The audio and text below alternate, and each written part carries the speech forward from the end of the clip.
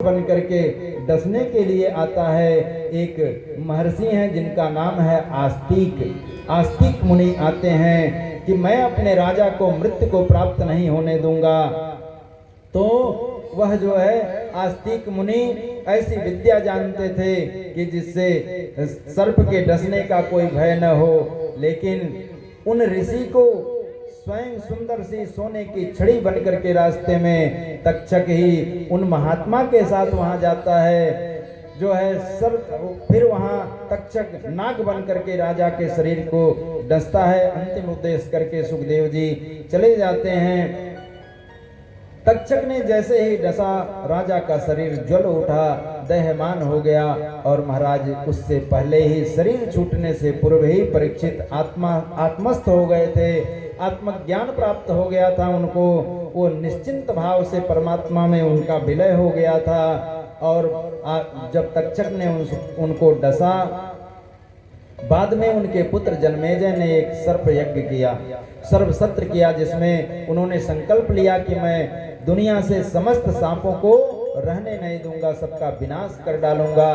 सर्प याग किया है जिसमें समस्त सर्प आ करके स्वाहा होने लगे। लेकिन जो तक्षक था वह डर करके जा करके इंद्रासन में लिपट गया। इंद्र भगवान के सिंहासन पर लिपटा।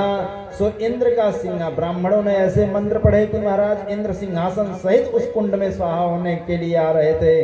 ब्रह्मा जी ने उसका निवारण किया और कालांतर में कलियुग के तत्पश्चात कलियुग के धर्म का निरूपण किया गया है। संभलक ग्राम मुख्यस्य विष्णु यश नाम के जब कलयुग का अंतिम चरण आएगा, जब छोटे छोटे लताओं के नीचे ये मनुष्य छाया प्राप्त करने लगेगा, गंगा इस धरती से गायब हो जाएगी, गौ ब्राह्मण और वेद की चारों तरफ निंदा होने लगेगी, तो ऐसे समय में संभलक ग्राम मुख्य से मुरादाबाद जिले में संभल तहसील में जो है विष्णु यश नामक जो कलापक ग्रामवासी में कलाप ग्राम में जो तपस्या रत हैं, ऐसे ब्राह्मण विष्णु यश के घर कल्की भगवान का प्रादुर्भाव होगा।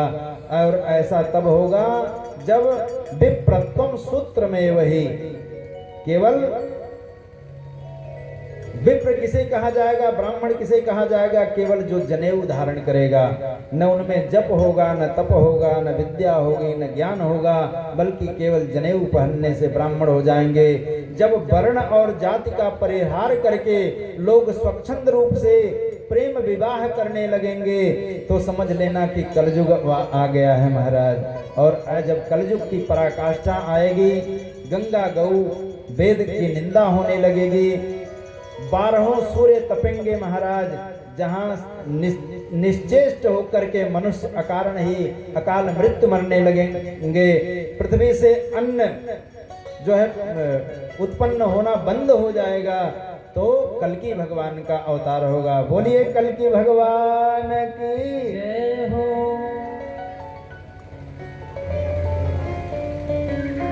नाम संकीर्तनम यस्य सर्व पाप प्रणाशनम प्रणामो दुख समनम तम नमामि हरिम परम। जो अंतिम उपदेश है उसका तात्पर्यार्थ यही है महाराज कि श्रूयताम धर्म सर्वस्वम श्रुत्वा चैवावधार्यताम आत्मनः प्रतिकूलानि परेशान न समाचरेत। अर्थात जीवन में जो अपने लिए जो बातें बुरी लगती हों वही व्यवहार हम दूसरे के साथ न करें, यही सबसे बड़ा धर्म है महाराज। और अंतिम में आप सभी लोग हमारे साथ भागवत जी के जो अंतिम मंत्र है उसका स्मरण करें और उसी का जीवन में पालन करें। और इस टूटी फूटी वाणी से अगर कोई ऐसी बात निकल गई हो कि किसी वर्ग विशेष को अथवा किसी व्यक्ति को, किसी को हमारी वाणी से अथवा हमारी पूरी मंडली से कोई गलतियां हुई हो, तो आप सभी लोग अपना बालक समझ करके, अपने क्षेत्र का निवासी समझ करके आप सभी लोग क्षमा करेंगे। आप सभी लोग हमारे साथ भागवत के अंतिम मंत्र का जप करें। नाम संकीर्तनम यस्य संकीर्तनं यस्य सर्वपापप्रणाशनम्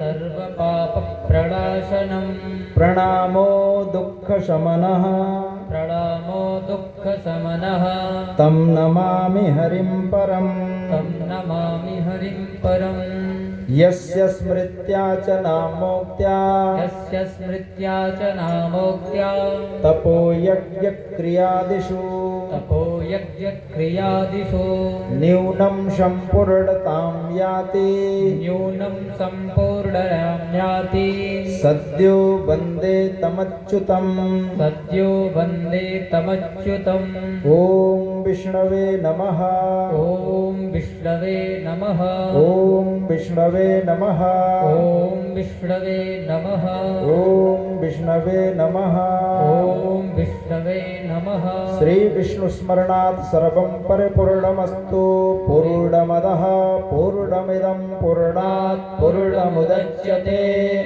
पूर्णस्य पूर्णमादाय पूर्णमेवावशिष्यते।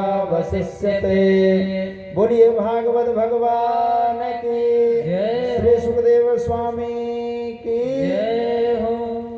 इन्हीं शब्दों के साथ आज की कथा को विश्राम।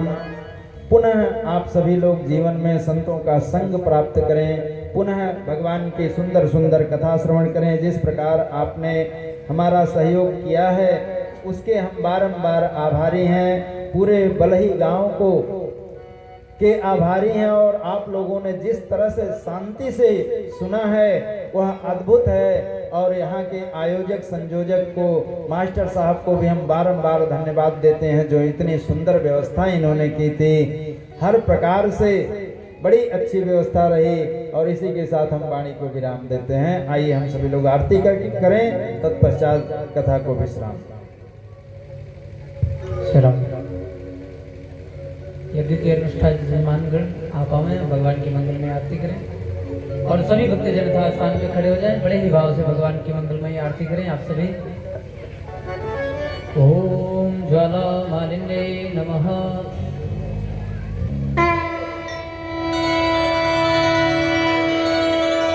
ओम मायि गर्भं हवेः प्रजननं मे तुलसवे गर्भं सर्वगर्भं वस्ताये आत्मसनि प्रजासनि पशुसनि लोकसन्यभयसनि अग्नेः प्रजां बहुलां मे करोद्वन्नं पयोरेतु अस्मासु दत्त। श्रीभाग्ये बिहारी तेरी आरती गा